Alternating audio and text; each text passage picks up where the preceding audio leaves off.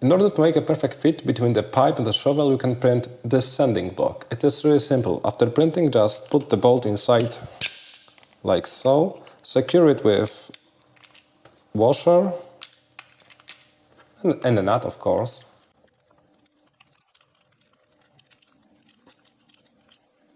Cut a stripe of 80 grit sanding paper and wrap it around the block. You can use a piece of double-sided tape to secure it in place.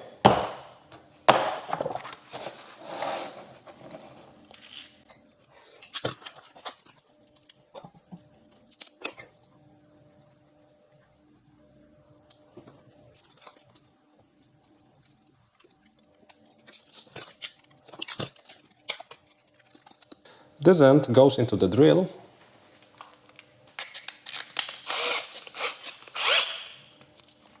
And it is ready to use. I've printed this test piece, so let me remove the supports.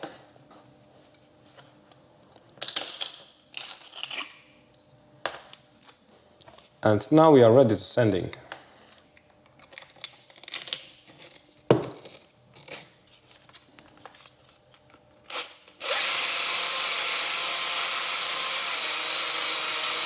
To fine-tune the diameter, use a longer piece of sandpaper or just put a piece of paper between the sanding block and the sandpaper, like so. So now the diameter is slightly bigger, but you still should be able to put it inside, like so.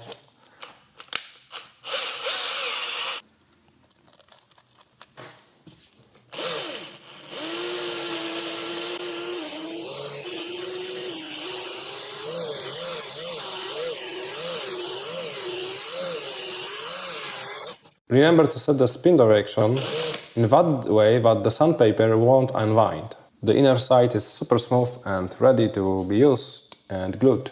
While sanding, be careful not to overheat the part because you don't want to melt the part, you want to sand it.